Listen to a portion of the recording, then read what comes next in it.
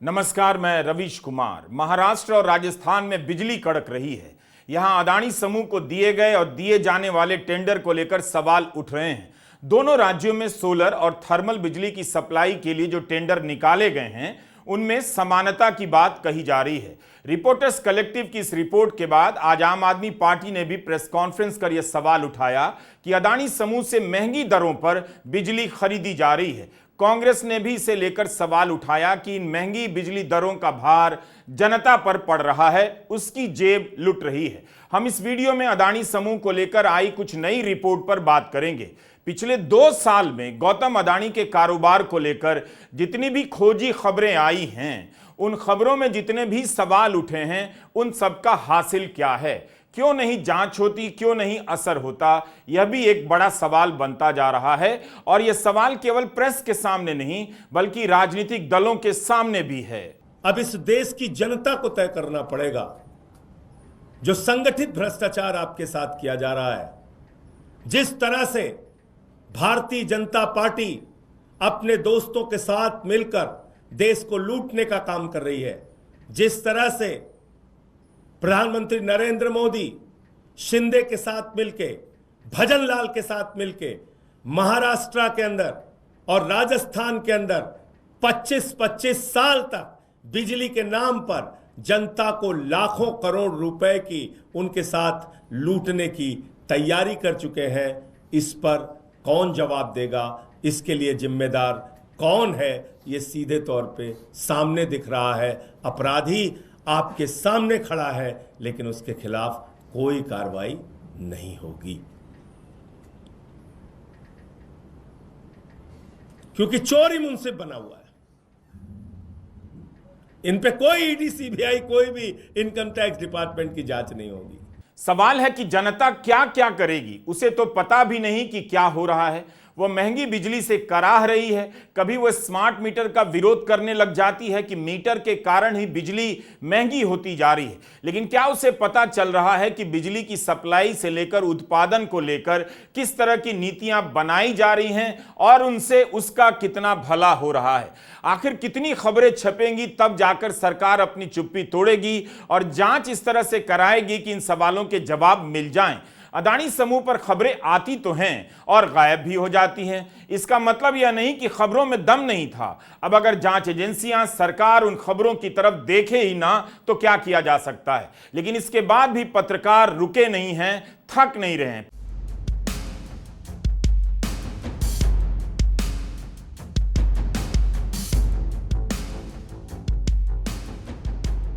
पिछले दिनों स्क्रोल में सुप्रिया शर्मा और आयुष तिवारी की रिपोर्ट आई। इसमें बताया गया कि प्रधानमंत्री मोदी जब भी विदेश दौरे पर जाते हैं उसके कुछ दिनों के बाद वहां अदानी समूह करार करने पहुंच जाता है। सुप्रिया और आयुष ने काफी मेहनत की है। स्क्रोल के बाद श्री गिरीश जलिहल ने रिपोर्टर्स कलेक्टिव में दिखाया है कि भाजपा शासित 2 राज्यों को बिजली खरीदनी है।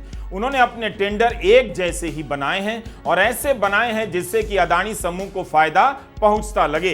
एक राज्य में बिजली की आपूर्ति का ठेका अदानी समूह को मिल भी गया है। इतना आसान नहीं होता है ऐसी रिपोर्ट करना। हालांकि अदानी समूह ने हिंडनबर्ग समूह के खिलाफ मानहानि का दावा नहीं किया, फिर भी इन पत्रकारों को पता है कि एक गलती होने पर अदानी समूह मानहानि के मुकदमे से उन्हें धूल मिट्टी में मिला सकता है।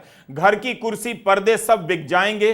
कहने का मतलब है कि कितनी सावधानी से रिपोर्ट बनानी पड़ती है, कितनी बार जांच करनी होती होगी, क्योंकि मानहानि की आशंका तो रहती ही है। इसके बाद भी ऐसी रिपोर्ट करने का एक ही मतलब हो सकता है कि किसी को याद है कि वो पत्रकारिता में क्यों है, उसका काम क्या है। मोदी के विदेश दौरे और अदानी समूह के कारोबार के बीच संबंध स्थापित करने वाली सुप्रिया शर्मा से हमने पूछा कितनी मेहनत लगी होगी इस रिपोर्ट को तैयार करने में। सबसे पहले हमने एक लिस्ट बनाई अडानी ग्रुप के सभी इंटरनेशनल प्रोजेक्ट्स एंड एग्रीमेंट्स की, किन्या के दस्तावेज डाउनलोड किए, बाकी सभी प्रोजेक्ट्स की भी स्टडी की। पहली बात जो हमें नज़र आई वो ये कि दोनों बांग्लादेश और श्रीलंका में अडानी के प्रोजेक्ट्स का विरोध इस वजह से हुआ कि वहाँ के लोगों को, वहाँ की ऑपोजिशन को लगा कि सरकार ने इंडिया के दबाव में, खास करके प्रधानमंत्री मोदी के दबाव में अडानी को ये प्रोजेक्ट दिए हैं और इन प्रोजेक्ट से उन देशों का नहीं बल्कि अडानी का ही लाभ होने वाला है। स्क्रोल में हमने पहले भी ये रिपोर्ट की थी कि 2022 में श्रीलंका के इलेक्ट्रिसिटी बोर्ड चीफ ने वहाँ की पार्लियामेंट्री कमेटी के सामने बयान दिया था कि नवंबर 2021 में प्रेसिडेंट राजपक्षा ने उनको बुला के कहा था कि मोदी उन पर दबाव डाल रहे हैं कि अडानी को एक विंड एनर्जी प्रोजेक्ट दिया जाए। मार्च 2022 में अडानी को ये प्रोजेक्ट मिला भी। जब हमने सर्च किया कि मोदी की आखिरी बार राजपक्षा से कब मुलाकात हुई थी, तो हमने पाया कि नवंबर 2021 में ही दोनों लीडर ग्लासगो में मिले थे।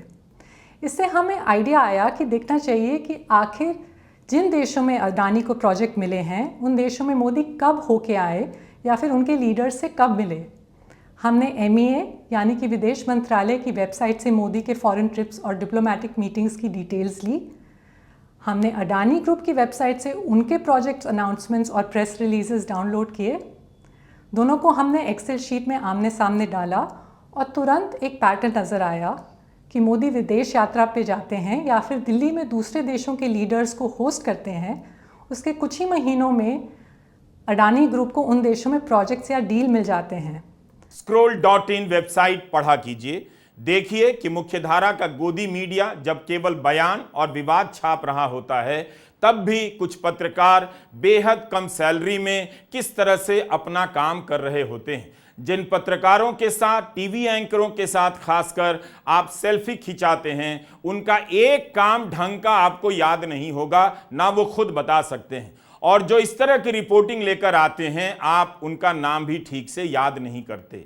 उनकी तस्वीरें आपके फोन में नहीं होंगी। हम पहले विदेश दौरों और अडानी के कारोबार को लेकर बात करेंगे और फिर महाराष्ट्र और राजस्थान में बिजली की सप्लाई को लेकर आई रिपोर्ट पर बात करेंगे।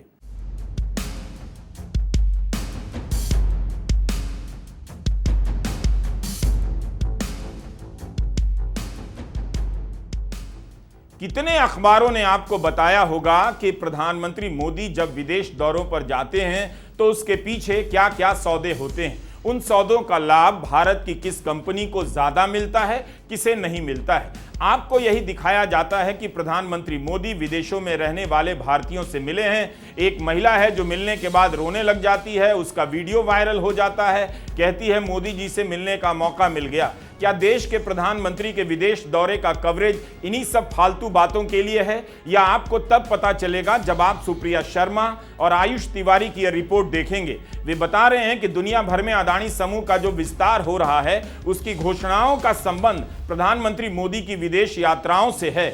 यानी मोदी की यात्रा के बाद कई देशों में अडानी समूह को वहां कुछ न कुछ कारोबार मिलता है। मगर ये सब बताने के बजाय मीडिया में आपको दिखाया जाता है बॉस्टन में रहने वाली कोई बिहार की एक महिला है जो मोदी जी को देखकर भावुक हो जाती है, रोने लग जाती है। Scroll.in ने अपने विश्लेषण में यह पैटर्न दिखाया है कि प्रधानमंत्री मोदी जिस देश की यात्रा करते हैं या जिस देश के प्रमुख से उनकी मुलाकात होती है, उसके कुछ ही महीनों के भीतर अडानी समूह उसी देश में अपने प्रोजेक्ट की घोषणा करता है।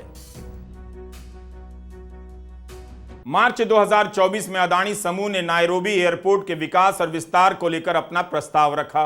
पहली बार अडानी समूह भारत के बाहर के एयरपोर्ट का संचालन अपने हाथ में लेने का प्रयास करता है। केन्या की राजधानी नायरोबी में एयरपोर्ट चलाने का काम अडानी समूह को मिलने ही वाला था, जैसे भारत में कई जगहों पर मिला है। 30 साल के लिए अडानी समूह को अधिकार दिया जा रहा था, लेकिन केन्या के हाई कोर्ट ने इस प्रस्तावित सौदे को निलंबित कर दिया। दिसंबर 2023 में केन्या के राष्ट्रपति विलियम रूटो दिल्ली आए। आपको केन्या के राष्ट्रपति की भारत यात्रा सामान्य लगी होगी, लेकिन इसी यात्रा के बाद केन्या में ऐसा कुछ हुआ कि बवाल मच गया। इस यात्रा के 3 महीने के बाद मार्च में अडानी समूह ने यह प्रस्ताव दिया। जून के महीने में केन्या प्रशासन ने अपनी राष्ट्रीय विमानन नीति बदलते हुए एयरपोर्ट निवेश योजना को मंजूरी दे दी। जब एक विसिल ब्लोअर ने इस मुद्दे को उठाया तो केन्या मानवाधिकार आयोग और वहां की बार एसोसिएशन ने इसके खिलाफ मुकदमा कर दिया। उनका कहना था कि रणनीतिक रूप से महत्वपूर्ण और लाभ देने वाले राष्ट्रीय एयरपोर्ट को एक निजी समूह को देना तार्किक नहीं। आरोप लगा कि सौदा छिपा कर किया गया है और इसके लिए टेंडर भी नहीं निकाला गया, जिसमें दूसरी कंपनियों को मौका मिलता। इसी 9 सितंबर को केन्या हाई कोर्ट ने इस सौदे पर अंतरिम रोक लगा दी। केन्या की संसद में भी यह मामला उठा। केन्या सरकार के सलाहकार ने बताया कि एयरपोर्ट को लेकर अदानी समूह को अभी तक कॉन्ट्रैक्ट नहीं दिया गया है, लेकिन केन्या में हाई वोल्टेज पावर लाइनें लगाने के लिए समूह को 1.3 बिलियन डॉलर की छूट दी गई है। सुप्रिया शर्मा की रिपोर्ट से आपको यह सब जानने को मिलता है, वरना आपको ये हिंदी अखबार यही बताते रह जाते हैं कि हर विदेश दौरे से भारत का नाम हो गया। दरअसल ये हिंदी अखबार हिंदी समाज पर एक नई कुंठा थोपे जा रहे हैं। जैसे भारत का कभी नाम नहीं था, अब हो रहा है। वो इस तरह की जानकारी कभी नहीं देंगे कि केन्या में क्या हुआ, क्यों अदानी समूह को लेकर वहां बवाल मचा। सुप्रिया शर्मा ने अपनी रिपोर्ट में तंजानिया से लेकर वियतनाम तक ऐसे सौदों की पड़ताल की है और लंबी सूची प्रस्तुत कर दी है। लेख में उन्होंने बाकायदा एक टेबल भी पेश किया है जिसमें बताया है कि प्रधानमंत्री मोदी के विदेश दौरे या दूसरे देश के प्रमुखों से मुलाकात के कितने महीनों के भीतर वहां अदानी समूह का समझौता, प्रोजेक्ट या प्रस्तावित विस्तार घोषित हुआ है। इस टेबल में सिंगापुर, वियतनाम, मलेशिया जैसे देशों में यह समय 1 महीने का है, तो बांग्लादेश, श्रीलंका जैसे पड़ोसी देशों में 2 से 4 महीने लगे हैं। केन्या, तंजानिया और इजराइल जैसे देश भी इस सूची में शामिल हैं। स्क्रोल ने उस घटना का भी जिक्र किया है कि श्रीलंका में भी बिजली विभाग के एक अधिकारी ने संसदीय समिति के समक्ष गवाही दी कि नवंबर 2021 में राष्ट्रपति गोटाबाया राजपक्षे ने कहा था कि मोदी उन पर दबाव बना रहे हैं कि वे एक पनबिजली प्रोजेक्ट अदानी समूह को दे दें। यह घटना ग्लासगो क्लाइमेट चेंज सम्मेलन में मोदी और राजपक्षे की मुलाकात के कुछ ही दिनों बाद की है। इस खुलासे ने श्रीलंका की राजनीति में भूचाल ला दिया और इस अधिकारी ने अपना बयान वापस ले लिया और अपने पद से इस्तीफा दे दिया। इससे पहले फरवरी 2020 में महिंदा राजपक्षे मोदी से दिल्ली में मिले और इसके कुछ ही महीनों बाद खबर आई कि कोलंबो पोर्ट पर इस कंटेनर टर्मिनल को संचालित करने के लिए अदानी समूह पसंदीदा पाया गया है। बाद में जब इसके खिलाफ प्रदर्शन हुए तो श्रीलंका ने अपने हाथ खींच लिए, लेकिन अदानी समूह को पोर्ट पर एक दूसरे टर्मिनल के संचालन के अधिकार मिल गए। श्रीलंका में चुनाव हुआ है, राजपक्षे परिवार और उनका दल सत्ता से बाहर हो गया है। शेख हसीना के खिलाफ बांग्लादेश में जन विद्रोह हो गया। शेख हसीना को भागकर दिल्ली आना पड़ा। बांग्लादेश की अंतरिम सरकार ने कहा है कि वो अदानी समूह से हुए बिजली खरीद समझौते की समीक्षा करने जा रही है। जून 2015 में प्रधानमंत्री मोदी पहली बार बांग्लादेश गए, तब उन्होंने कहा कि भारत बांग्लादेश की ऊर्जा जरूरतों को पूरा करने में प्रमुख साझेदार हो सकता है। इसके ठीक 2 महीने के बाद ही अदानी बांग्लादेश के साथ मेमोरेंडम ऑफ अंडरस्टैंडिंग साइन करते हैं, जिसमें झारखंड से बांग्लादेश को बिजली निर्यात की बात थी। 2 साल बाद 2017 के अप्रैल में शेख हसीना दिल्ली आती हैं और बिजली निर्यात को लागू करने के लिए समझौता होता है। इसी प्रोजेक्ट को लेकर 2022 और 2023 में गौतम अदानी ने शेख हसीना से मुलाकात की और फोटो भी ट्वीट की। पिछले कई सालों से बांग्लादेश में विपक्ष सरकार पर आरोप लगाता रहा है कि यह समझौता मोदी सरकार के दबाव में किया गया और अब जब बांग्लादेश में सरकार बदल गई है तब इस समझौते के रद्द होने का खतरा मंडरा रहा है। हालांकि अदानी समूह के प्रवक्ता ने स्क्रोल के इस सवाल पर प्रतिक्रिया देते हुए कहा है कि हमें ऐसी कोई सूचना नहीं है कि बांग्लादेश सरकार हमारे साथ हुए बिजली खरीद समझौते की समीक्षा कर रही है। बड़ा भुगतान बकाया होने के बावजूद साझेदार की भावना दिखाते हुए हम बिजली सप्लाई करते रहेंगे। पर अदानी समूह के प्रवक्ता ने स्क्रोल के केन्या के मामले से जुड़े सवाल का जवाब नहीं दिया। अदानी समूह को भले खबर ना हो कि बांग्लादेश की अंतरिम सरकार समझौते की समीक्षा करेगी, लेकिन अगर करार रद्द होता है तो बिजनेस और डिप्लोमेसी को मिलाने की इस रणनीति की बहुत भद पिट जाएगी। यह खबर हवा में पैदा नहीं हुई है। भारतीय विदेश मंत्रालय के प्रवक्ता रणधीर जायसवाल से जब बांग्लादेश के रुख को लेकर सवाल पूछा गया तो उन्होंने दोनों पक्षों को बैठकर बात करने की सलाह दी। यानी इस खबर का कुछ तो आधार है। सुप्रिया शर्मा और आयुष तिवारी की रिपोर्ट के बाद 23 सितंबर को इंडियन एक्सप्रेस में अगम वालिया की रिपोर्ट है कि ढाका की अंतरिम सरकार 2017 में अदानी पावर से हुए समझौते की शर्तों की समीक्षा कर सकती है। अंतरिम सरकार यह भी देखेगी कि बिजली के लिए जो कीमत चुकाई जा रही है वो उचित है या नहीं। रिपोर्ट में लिखा है कि बांग्लादेश द्वारा करार रद्द कर देने की आशंका के चलते अदानी समूह विकल्प तलाश रहा है। इसी के चलते अदानी पावर के झारखंड के गोड्डा के 1600 मेगावाट के प्लांट की बिजली भारत में बेची जा सकती है। यह प्लांट अपनी सारी बिजली बांग्लादेश भेजता रहा है। मगर इस बिजली को भारत में बेचने के लिए अदानी पावर झारखंड लिमिटेड को 130 किलोमीटर लंबी ट्रांसमिशन लाइन और सबस्टेशन पर अतिरिक्त बे बनाना होगा और यह इतनी जल्दी नहीं हो सकता। अदानी ने मांग की थी कि 30 किलोमीटर लंबी लाइन से उसे भारतीय ग्रिड में जल्दी जोड़ा जाए, लेकिन central transmission utility of India limited CTUIL ने तकनीकी आधार पर यह मांग खारिज कर दी। मंजूरी मिलने के बाद पश्चिम बंगाल की राज्य ट्रांसमिशन की इकाई ने चेतावनी दी है कि इस प्लांट को ग्रिड से जोड़ने के कारण सिस्टम पर ओवरलोड हो सकता है। CTUIL ने माना है कि सिस्टम पर पहले से लोड है, मगर यह भी कहा कि गोड्डा के प्लांट से सप्लाई पर अतिरिक्त बोझ नहीं पड़ेगा।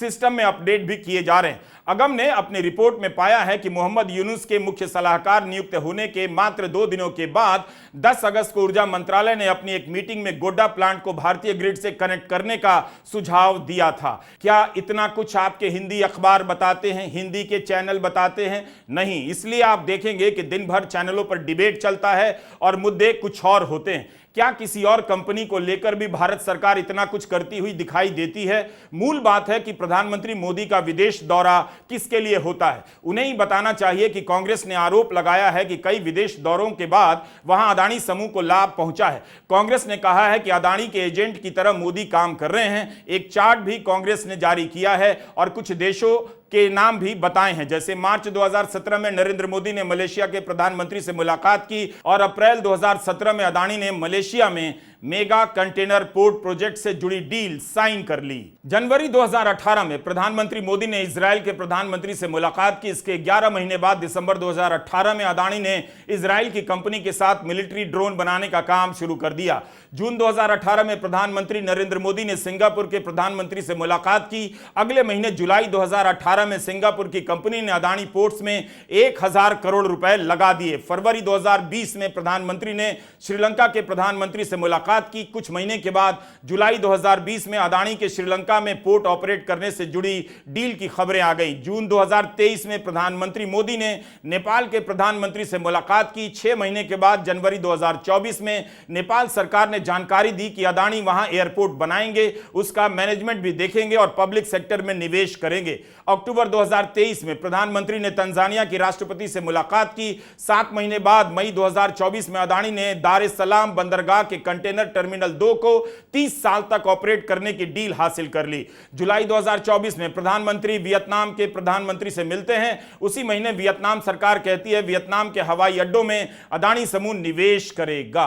अब आते हैं बिजली के विवाद पर। क्यों राजस्थान और महाराष्ट्र में अदानी समूह को बिजली की आपूर्ति दिए जाने को लेकर कांग्रेस और आम आदमी पार्टी ने सवाल उठाए हैं। आपने रिपोर्टर्स कलेक्टिव वेबसाइट का नाम तो सुना होगा। इस पर आए दिन खोजी पत्रकारिता से लाई गई रिपोर्ट होती है, काफी मेहनत होती है। इस वेबसाइट को मेहनत से आप देखा कीजिए। श्री गिरीश जलिहल की रिपोर्ट आपको जाननी चाहिए, जो बताती है कि भाजपा शासित 2 राज्यों में अदानी समूह को पावर टेंडर मिलने वाले हैं, मिले हैं। दोनों राज्यों की डीलों में टेंडर की शर्तें एकदम समान हैं और अदानी ग्रुप के ऑपरेशन और उसके ग्राउंड प्लान से एकदम मेल खाती हैं। महाराष्ट्र में अदानी को कॉन्ट्रैक्ट मिल चुका है। राजस्थान का टेंडर अभी पूरा नहीं हुआ है, मगर इसमें भी अदानी सबसे आगे हैं। महाराष्ट्र ने 6600 मेगावाट की बोली का टेंडर जारी किया है। इसमें से 5000 मेगावाट सोलर से आएगा, बाकी कोयले से। इसके अलावा राजस्थान ने अपनी बोली में 11200 मेगावाट की मांग की है, जिसमें 8000 मेगावाट सोलर से आएगा और बाकी कोयले से। अदानी समूह के अलावा देश में बहुत कम समूह इस स्तर पर सोलर या कोयले से बिजली उत्पादन करते हैं। कॉन्ट्रैक्ट में सौर और कोयले से बनी बिजली की मांग कर राज्यों ने अदानी को एक मजबूत दावेदार बना दिया है। महाराष्ट्र के कॉन्ट्रैक्ट को सौर ऊर्जा के मामले में दुनिया का सबसे बड़ा कॉन्ट्रैक्ट बताया जा रहा है। एक पहलू यह भी है कि इससे नवीकरणीय ऊर्जा के सेक्टर में काम करने वाली छोटी कंपनियों पर बुरा असर पड़ सकता है। अगर अदानी को राजस्थान का कॉन्ट्रैक्ट मिल जाता है तो अदानी समूह 25 साल तक दोनों राज्यों को बिजली देगा। श्री गिरीश जलिहल ने खेल में यह रिपोर्ट नहीं की है। काफी मेहनत लगी है इस रिपोर्ट को करने में, एक एक दस्तावेज की जांच करने में और सोर्स से बार बार मिलकर तथ्यों की पुष्टि करने में। एक इन्वेस्टिगेशन का पर्पस होता है नए फैक्ट्स को सामने लाना, जो कि पब्लिक इंटरेस्ट के लिए जरूरी होती है। उसका काम किसी को बेइज्जत करना या अफवाह फैलाना नहीं है। हर पत्रकार पर कई प्रेशर्स होते हैं। इन्वेस्टिगेटिव जर्नलिस्ट के लिए लीगल एक्शन का डर बहुत बड़ा होता है। For a report to be fit for publication, मुझे as a reporter and reporters collective के एडिटर्स को कई एलिमेंट्स का ध्यान रखना पड़ता है हर किसी स्टोरी में। इस प्रोसेस में एडिटिंग से लेकर लीगल चेक तक इन्वॉल्व होता है और कभी-कभी महीनों तक चलता है।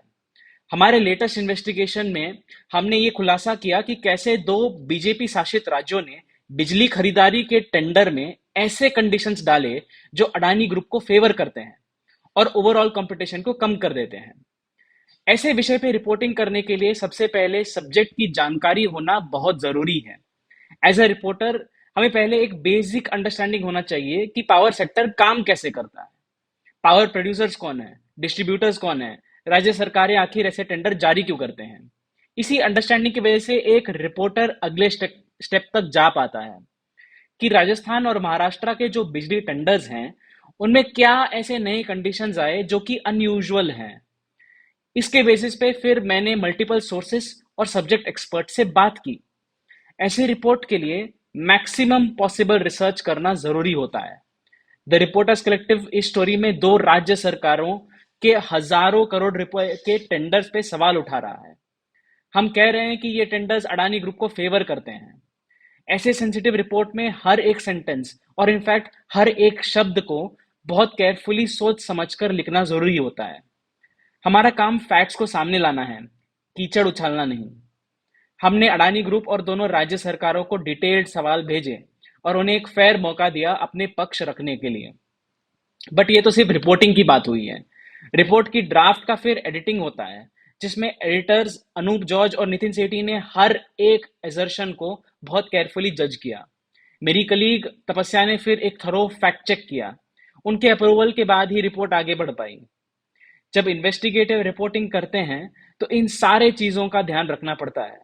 तो जो इन्वेस्टिगेटिव रिपोर्ट आप पढ़ रहे हैं वो इसी लंबे प्रोसेस का एक फिनिश्ड प्रोडक्ट है। यह बात किसी अहंकार में नहीं कहता। पत्रकारिता के नाम पर आप हिंदी के अखबारों और चैनलों में जो कूड़ा देख रहे हैं उसे कूड़ा ही कहते हैं। वह कूड़ा है, आपको तब पता चलेगा जब इस स्तर की रिपोर्टिंग से आप गुजरेंगे। एक ट्रेंड चला हुआ है, ऐसी खबरों की पड़ताल छोड़कर अखबारों के पन्नों को पौराणिक बातों से भरा जा रहा है। विरासत के नाम पर ऐसी खबरों को छिपाया जा रहा है। आप छोटे छोटे वीडियो देखने की खराब लत से छुटकारा पाइए और इसी तरह की रिपोर्ट को खोज कर पढ़ा कीजिए, वीडियो देखा कीजिए। बाकी किसी चटखारे वाले बयान पर उचकिए मत, लपकिए मत। हिंदी के अखबारों में ऐसी रिपोर्ट मुश्किल से मिलती हैं, जबकि हजारों पत्रकार वहां काम करते हैं और खबरें ज्यादातर किसी काम की नहीं होती। कांग्रेस ने आरोप लगाया है कि महाराष्ट्र की महायुति की सरकार ने अदानी समूह से 6600 मेगावाट बिजली का जो करार किया है वो जनता पर अत्यधिक बोझ डालेगा। अदानी ने महाराष्ट्र सरकार को 4.08 रुपए प्रति यूनिट के हिसाब से सप्लाई करने का कॉन्ट्रैक्ट हासिल किया है। कांग्रेस प्रवक्ता जयराम रमेश ने मोदी सरकार से 5 सवाल किए हैं। क्या टेंडर के नियमों और शर्तों को बदला गया? 1600 मेगावाट कोयला आधारित बिजली का टैरिफ लगभग 12 करोड़ रुपए प्रति मेगावाट है, जबकि अदानी ने स्वयं BHEL के साथ 7 करोड़ प्रति मेगावाट से कम पर करार किया है। और NTPC, DVC, Neyveli, lignite corporation जैसे अन्य बिजली सप्लाई करने वाली कंपनियां प्रदाता 8-9 करोड़ रुपए प्रति मेगावाट पर सप्लाई कर रही हैं। तब फिर अदानी से महंगे दाम पर बिजली क्यों ली जा रही है? यही सवाल आज आम आदमी पार्टी ने अपनी प्रेस कॉन्फ्रेंस में उठाए हैं। ठीक उसी तरीके का टेंडर जो महाराष्ट्र ने निकाला, जो भारत के इतिहास में पहले कभी नहीं हुआ, ठीक उसी तरीके का टेंडर जिसमें 2014 के सुप्रीम कोर्ट के आदेश की धज्जियां उड़ाई गई। क्या आप बिजली के क्षेत्र में प्रतियोगिता पैदा कीजिए जिससे जनता को सस्ती बिजली मिल सके। ठीक उसी तरीके का टेंडर निकाला गया और कहा गया हमको सोलर की बिजली और थर्मल की बिजली एक साथ चाहिए। सोलर की बिजली और थर्मल की बिजली एक साथ चाहिए। कितना चाहिए? 11,200 मेगावाट चाहिए। पहले MOU साइन कर लिया गया, पहले नया प्लांट लगाने की क्लियरेंस के लिए अप्लाई कर दिया गया, उसके बाद टेंडर निकाल दिया गया। अभी टेंडर डाला जाएगा। टेंडर डालने के बाद 100% फील्ड सजा दिया गया है, तैयारी हो चुकी है। राजस्थान में भी ये ठेका किसी और को नहीं, प्रधानमंत्री नरेंद्र मोदी जी के दोस्त अडानी को दी जाएगी और 25 साल का एग्रीमेंट करके 25 साल तक राजस्थान की जनता को भी लूटा जाएगा। ये पहले से ही इस मामले में आगाह कर देना चाहता हूं। वहां तो 4 रुपए यूनिट के हिसाब से टेंडर अलॉट हो गया अडानी को, और यहां भी उसकी पूरी तैयारी हो चुकी है, बस रिजल्ट आना बाकी है। जो पूरा देश जानता है अडानी जी के पक्ष में जाएगा। सितंबर के महीने में अभी जब टेंडर खुल गया तो टेंडर भारत के प्रधानमंत्री नरेंद्र मोदी के सबसे करीबी दोस्त, उनके मालिक, उनके आका अडानी को मिल गया। अडानी को मिल गया। पूरे देश में सोलर बिजली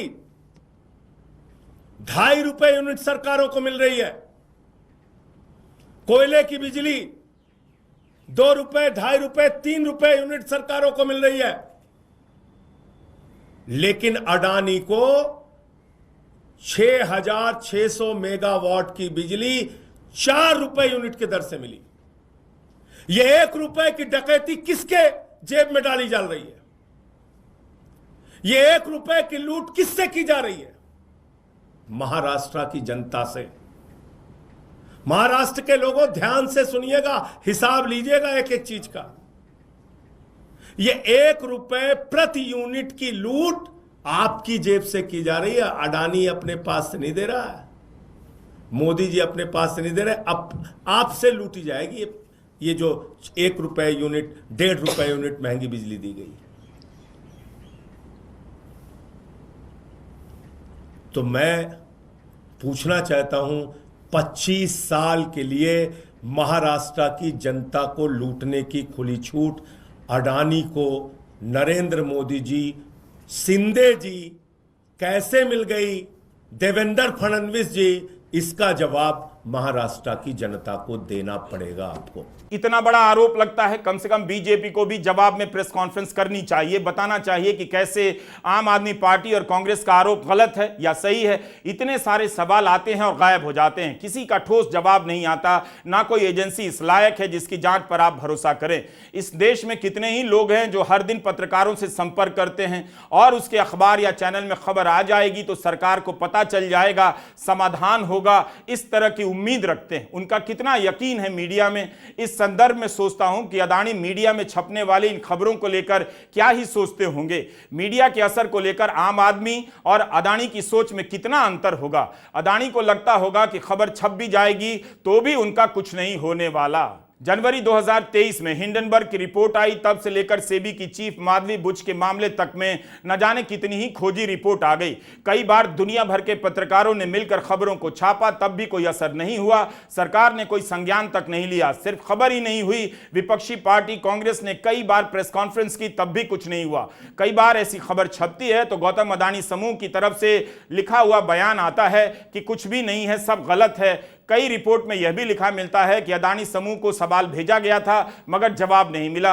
अक्सर जवाब में खंडन कर दिया जाता है और यह भी कहा जाता है कि बदनीयती से रिपोर्ट की गई है, समूह को बदनाम किया जा रहा है। समूह ने भारत सरकार के बनाए हर नियम का अक्षरशः पालन किया है। कभी अडानी समूह खुली प्रेस कॉन्फ्रेंस नहीं करता, जैसे भारत के प्रधानमंत्री नरेंद्र मोदी नहीं करते, मगर दूसरे कॉरपोरेट भी आरोप लगने पर खुली प्रेस कॉन्फ्रेंस कभी नहीं करते।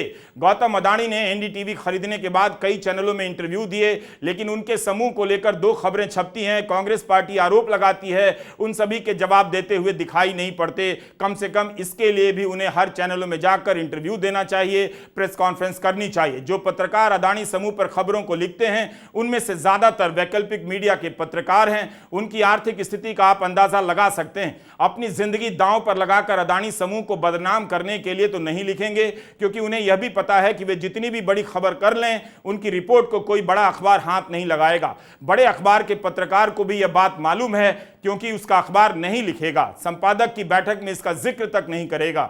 जिस अडानी समूह पर लगे तमाम आरोपों पर सरकार चुप्पी साध जाती हो, उसकी कंपनी से जुड़ी खबरें हर तरफ से निकल कर आ जाती हैं। ऐसी खबरों का सिलसिला अभी तक नहीं रुक पाया है। क्या प्रधानमंत्री मोदी विदेश दौरे पर जाते हैं तो अदानी का भी काम करते हैं। विपक्ष के इन आरोपों को क्यों हल्के में लिया जाता है? जवाब क्यों नहीं आता? बिजली क्षेत्र को लेकर सुप्रीम कोर्ट का आदेश है कि बिजली के क्षेत्र में प्रतियोगिता पैदा हो तो सरकार यही बता दे कि इसका पालन कैसे हो रहा है। एक चार्ट सरकार जारी कर सकती है, बता सकती है कि बिजली उत्पादन और आपूर्ति के क्षेत्र में किस किस कंपनी का कितना हिस्सा है। यह तो सही है कि खबरों से अदानी समूह का कुछ नहीं बिगड़ता क्योंकि जांच तक नहीं होती, मगर यह भी सही है कि कितना कुछ बिगड़ चुका है उसका अंदाजा भी इन्हीं खबरों से आपको मिल जाता होगा। नमस्कार, मैं रवीश कुमार।